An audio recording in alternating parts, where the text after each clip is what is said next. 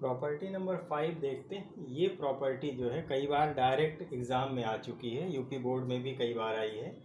और important property सिर्फ इस वजह से है कि एज ए क्वेश्चन आपको ज़्यादा यूज हो जाती है, और कुछ क्वेश्चंस में हेल्पफुल इसलिए है कि हमें डायरेक्ट देख करके पता चल जाए कि इसका रिज़ल्ट हमारा 0 आने वाला है या आगे क्या आने वाला है।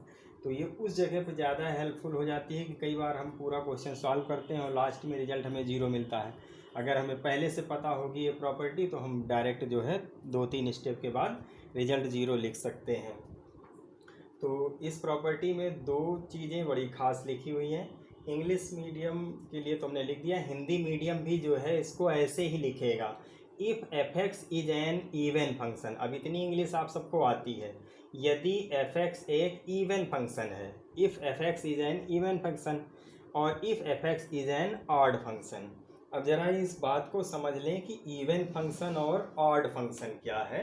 इस चीज़ को आप कहीं अलग नोट कर लीजिएगा कि इवन फंक्शन और ऑड फंक्शन क्या है, इसको समझ लीजिए। या जो है क्या चीज़ होती है, इवन फंक्शन को कैसे समझना है।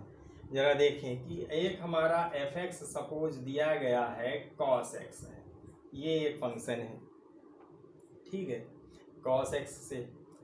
तो ज़रा जब हम x की जगह पर, ठीक है, अगर हम x की जगह पर माइनस एक्स रखते हैं, ये हो जाएगा कॉस ब्रैकेट में माइनस एक्स। अब देखिए कि यहाँ पर कॉस माइनस थीटा जो होता है वो प्लस का कॉस थीटा देता है, तो ये रिजल्ट आ जाएगा कॉस एक्स। यहाँ पर आपको क्या मिला, f x equals to f minus x, यानी एफ एक्स आपका एफ माइनस एक्स के बराबर आ जाए तो वो इवन फंक्शन होता है। इसी किसी और फंक्शन के साथ में देख लें कि जैसे आपको एफ एक्स दिया गया हो हमारा एक्स स्क्वायर, और जैसे ये आपको लिख दिया गया है एक्स स्क्वायर और प्लस का 3 लिख दिया गया सपोज, ठीक है। अब जब आप एफ माइनस एक्स लिखेंगे तो आप क्या करेंगे, एक्स की जगह पर माइनस एक्स लिखेंगे और इसका होल स्क्वायर करेंगे प्लस ये 3। तो यहाँ से माइनस एक्स का स्क्वायर फिर एक्स स्क्वायर प्लस 3 आ जाएगा। अब यहाँ भी देखें एफ एक्स की वैल्यू एफ माइनस एक्स के बराबर आ गई, इट मीन्स ये फंक्शन भी आपका इवन फंक्शन है। इसी की जगह पर अब आप जो है ऑड फंक्शन को समझें कि ऑड फंक्शन क्या होता है। ऑड फंक्शन में अगर हमारे पास एफ एक्स की वैल्यू माइनस एफ एक्स के बराबर आए, ठीक है, यानी एफ एक्स की वैल्यू माइनस एफ एक्स मतलब एफ माइनस एक्स, और ये जो वैल्यू है आप यूँ कह लें कि ये वैल्यू और एफ माइनस एक्स ये बराबर ना आए, अलग अलग आ जाएं, या कहें कि एफ माइनस एक्स आपका माइनस एफ एक्स बन जाए, ठीक है, यानी माइनस साइन आ जाए। तो जैसे एक फंक्शन ले लेते हैं कि एफ एक्स इक्वल्स टू हमारे पास है साइन एक्स, ठीक है। अब एफ माइनस एक्स अगर लिखते हैं तो ये आ जाएगा साइन में माइनस का एक्स। अब साइन माइनस थीटा माइनस का साइन थीटा देता है तो ये माइनस का साइन एक्स हो गया। अब ये माइनस और साइन एक्स आपका क्या है, एफ एक्स। तो अब यहाँ देखें एफ माइनस एफ एक्स के बराबर आ रहा है, तो ये एक ऑड फंक्शन हो गया। तो इस प्रकार से आप जो है दिए गए क्वेश्चन में पहचान लें कि दिया गया फंक्शन हमारा इवन फंक्शन है या ऑड फंक्शन है। खास चीज़ क्या है ध्यान रखने की, सबसे पहली नज़र आपकी दिए गए क्वेश्चन के लिमिट पे जानी चाहिए।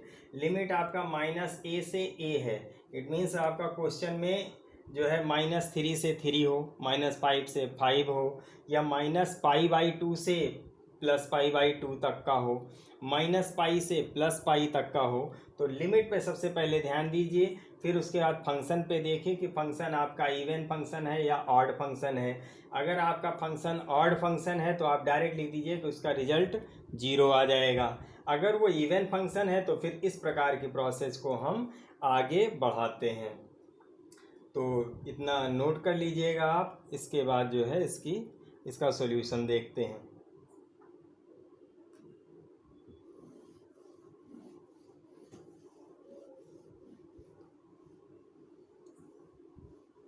क्योंकि ये क्वेश्चन के तौर पे आ जाता है, इसलिए इसके प्रूफ को खास ध्यान रखिएगा कि किस तरह से ये सॉल्व किया जाता है। तो सबसे पहला काम जो किया जाएगा, ये जो आपको गिवन फंक्शन है, तो प्रूफ में आपका ये प्रूफ मतलब क्वेश्चन में आपको सॉल्यूशन कैसे करना है, सॉल्व कैसे करना है। तो इस क्वेश्चन को आए तो यहाँ प्रूफ लिख रहे हैं क्योंकि हम थ्योरम या प्रॉपर्टी की बात कर रहे होते हैं, लेकिन क्वेश्चन आ जाए तो आप सॉल्यूशन लिख करके स्टार्ट करिएगा। यहाँ पर जो है आपको दिया गया है -a/2a fx dx, ये आपका है। हाँ, अब ये दो बातें हैं कर रहा है, अगर ऑड फंक्शन है तो ये, इवन फंक्शन है तो ये, तो हम दोनों बातों को एक साथ ही स्टार्ट प्रूफ में हमारे पास आएगा। क्वेश्चन को प्रूफ को ध्यान दीजिएगा। अब यहाँ लिमिट दिया है -a से a fx dx। अब जरा एक नंबर पे गौर करें, सपोज हमारे पास -3 और 3 है। अगर हम इसे नंबर लाइन के ऊपर दिखाते हैं तो नंबर लाइन में बीच में 0 होता है, लेफ्ट हैंड पे -1 -2 इस प्रकार के नंबर होते हैं, राइट साइड में +1 +2 ऐसे नंबर होते हैं। तो -3 और +3 के बीच में यहाँ हमने लिख लिया सपोज -3, यहाँ लिख लिया +3, ठीक है। ये आपका कहाँ तक का जाएगा, +∞ तक जाएगा। ये वाला आपका कहाँ तक आएगा, -∞ तक आएगा। अब -3 इस नंबर और इस नंबर के बीच में अगर देखें तो 0 हमें मिल रहा है। हम कोई और भी डिजिट ले सकते हैं लेकिन ये मिड में मिल रहा है तो इसको ज़्यादा सूटेबल समझते हैं। तो यहाँ से हम जो है 0 को ले रहे हैं और प्रॉपर्टी नंबर 3 के अकॉर्डिंग जिस प्रकार से हम लिमिट को स्प्लिट करते थे वैसे ही इसको स्प्लिट करेंगे। तो हम इसको दो पार्ट में स्प्लिट करेंगे। कौन सा पार्ट, एक हमारा बन जाएगा -a/0 fx dx और प्लस दूसरा बन जाएगा 0/a fx dx। इसे हम देते हैं इक्वेशन नंबर 1। अब देखिए दो पार्ट में ये किससे किया है, प्रॉपर्टी नंबर 3 से। आप इसके लास्ट में यहाँ पे लिख सकते हैं कि ये हमने किया है प्रॉपर्टी नंबर 3 से, ठीक है। अब यहाँ पर दो पार्ट में जो ब्रेक हुआ है उसमें इस पार्ट को टच नहीं करेंगे, हम इस पार्ट को टच करेंगे क्योंकि यहाँ लिमिट हमारा -a से 0 को दिया गया है। तो इस पार्ट को हम टच करेंगे। तो इस पार्ट के लिए हम देखिए क्या कर रहे हैं, अगर आप इसको फर्स्ट और ये सेकंड इंटीग्रेशन मान ले तो हम फर्स्ट वाले को टच कर रहे हैं। तो ये फर्स्ट वाला जो हमारा है वो दिया गया है -a/0 और ये fx dx ये है। अब यहाँ पर हम क्या करेंगे, x की जगह पर कोई दूसरी वैल्यू पुट करेंगे। सपोज कर लिया कि इस वाले के लिए for this integration x equals to minus का t पुट करें, तो जब डिफ्रेंशिएट करेंगे तो dx इक्वल्स टू माइनस का dt आ जाएगा।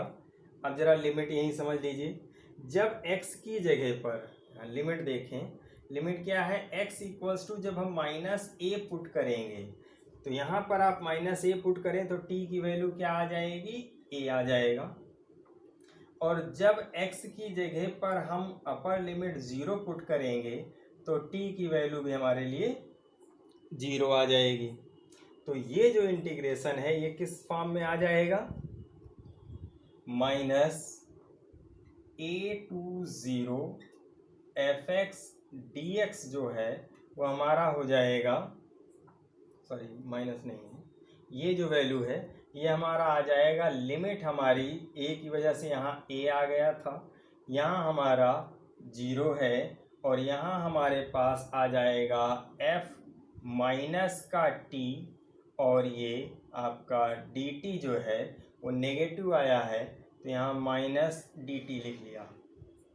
अब ये माइनस बाहर आएगा, यहाँ लिख दिया minus limit a/0 f minus t और ये dt।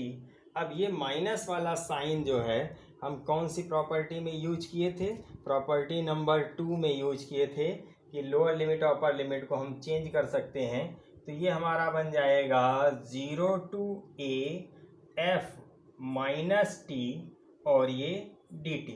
अब अभी हमने आपको इवन और ऑड फंक्शन के फॉर्म में बताया है कि ये वाली वैल्यू जो हमारी होगी, ये अगर ये हमारा फंक्शन इवन फंक्शन होगा तो f माइनस टी किसके बराबर हो जाएगा, एफ टी के बराबर हो जाएगा।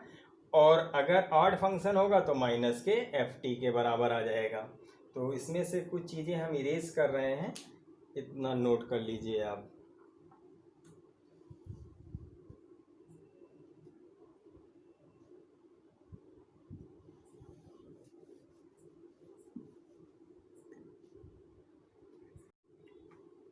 तो हमारे पास वैल्यू आ चुकी थी -a/0 f(x)dx की वैल्यू आ गई थी 0 to a f - t dt।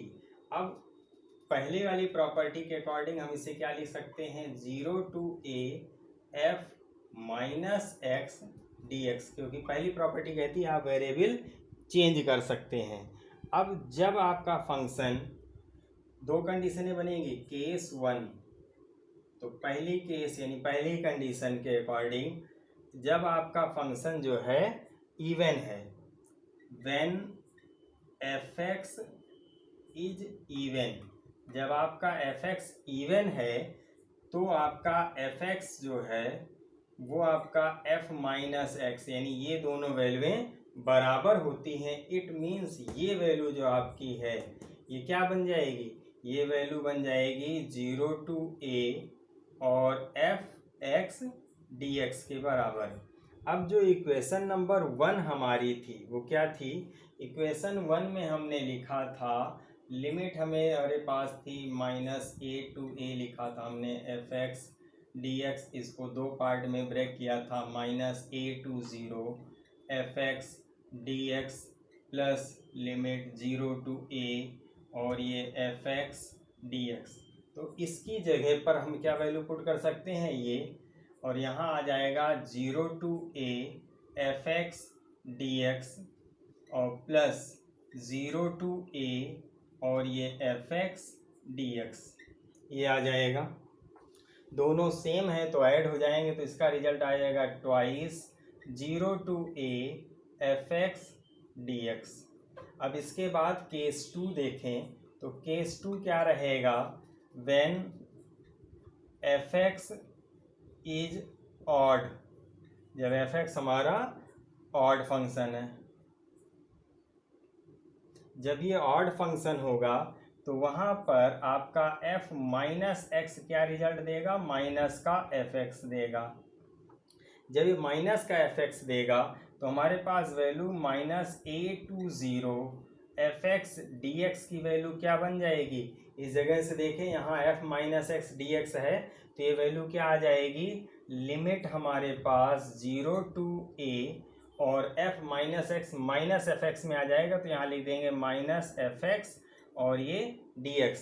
अब ये वैल्यू हम इक्वेशन नंबर 1 में अगर पुट करते हैं तो हमारे पास देखें कि आ जाएगा ये रिजल्ट, फिर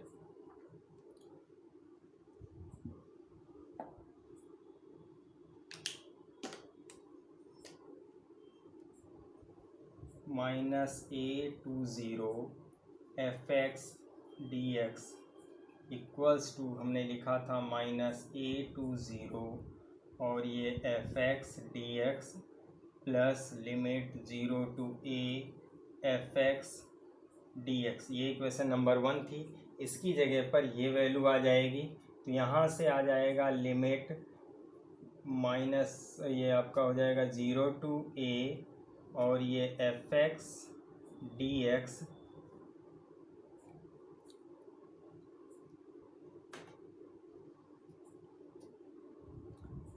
plus 0 to a f(x) dx, और ये दोनों सेम है, ये पहला नेगेटिव है दूसरा पॉजिटिव है, तो ये कट करके इसका रिजल्ट आ जाएगा 0।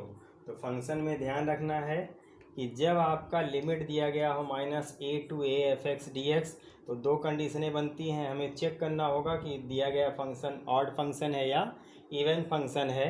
अगर वो ऑड फंक्शन है तो उसका रिजल्ट हमारे पास 0 आ जाएगा, अगर वो इवन फंक्शन है तो उसका रिजल्ट हमारे पास जो है उसी फंक्शन का ट्वाइस हो जाएगा, लिमिट बन जाएगी 0 to a।